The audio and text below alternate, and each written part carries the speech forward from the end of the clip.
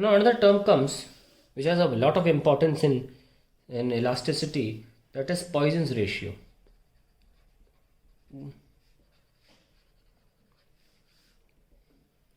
Suppose आपके पास एक rod है,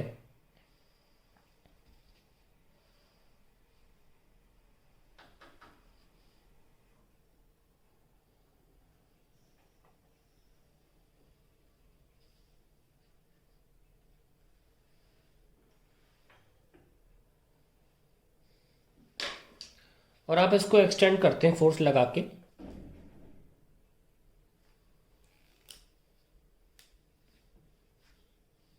तो ऑब्वियसली थोड़ी पतली हो जाएगी ना ये।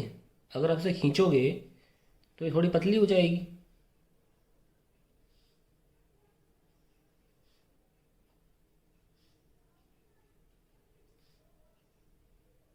थोड़ी लेंथ बढ़ जाएगी इसकी, ये सुनो। तो इसका अभी जो स्टार्टिंग में डायमीटर था वो डी था, और स्टार्टिंग में लेंथ थी वो एल थी। There is an increase of delta L and there is a decrease of delta D.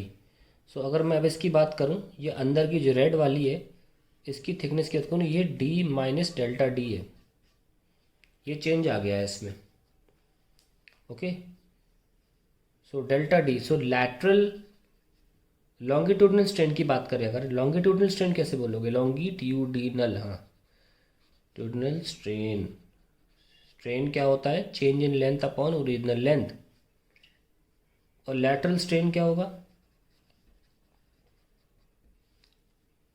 That will be change in length.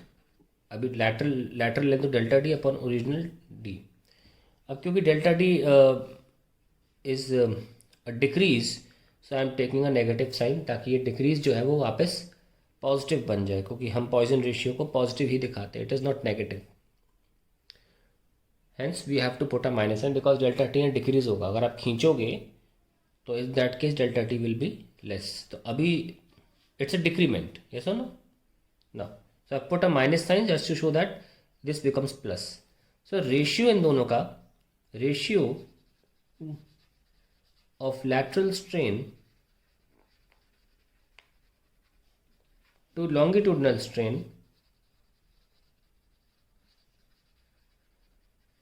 is Poisson's ratio।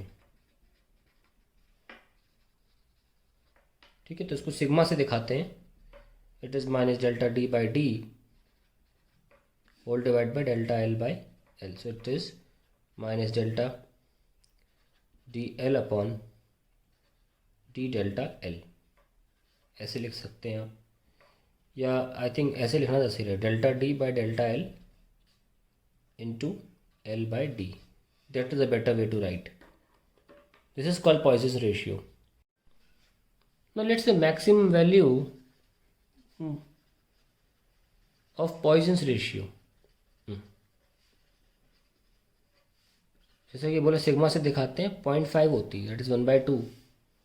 और इसकी कैसे हमें किस कंडीशन के तहत मिलती है, we get the maximum value of Poisson's ratio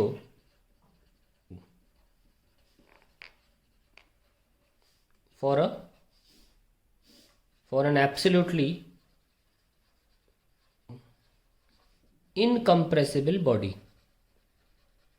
मतलब बिल्कुल कंप्रेस ना हो सकती हो, जो इनकम्प्रेसिबल या बॉडी, इसका मतलब हुआ इनकम्प्रेसिबल नहीं होगी तो नो वॉल्यूम चेंज, वॉल्यूम में कोई चेंज नहीं आना चाहिए। तो अगर मान लीजिए आपके पास ये रॉड थी, ओके, और आपने इसे एक्सटेंड करा,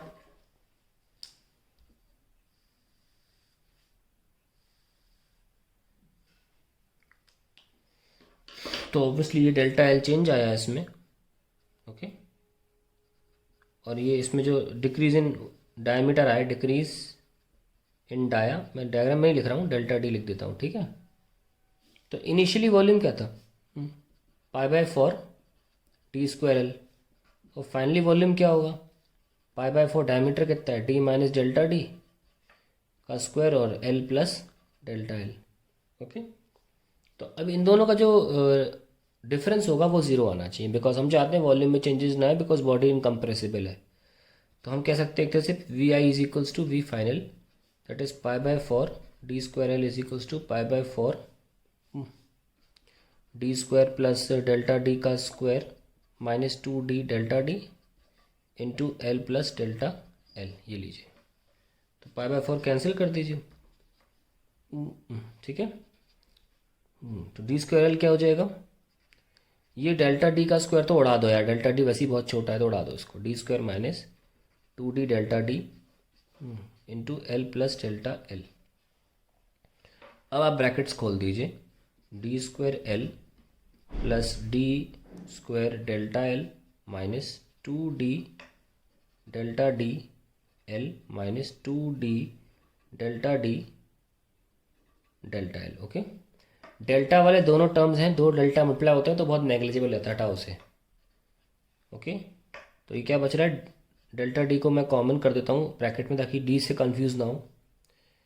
नाउ लेट्स ये भी कैंसिल हो गया, so we left with D square delta L minus 2d L delta D equal to 0।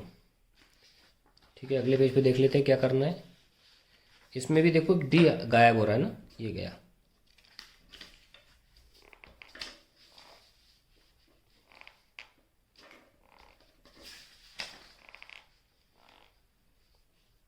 So we left with d delta L is equals to 2L delta D. So 1 by 2 is equals to delta D upon D into L upon delta L, या delta D upon D whole divided by delta L by L। ये लीजिए, इसे बोलते Poisson ratio. तो sigma कितना आ गया, 1 by 2। तो this is the maximum value of Poisson ratio and no material still now, no material till now discovered to have sigma equals to 0.5। Sigma ज़्यादातर 0.2 से 0.4 के बीच में एग्जिस्ट करता है। That is all about Poisson ratio.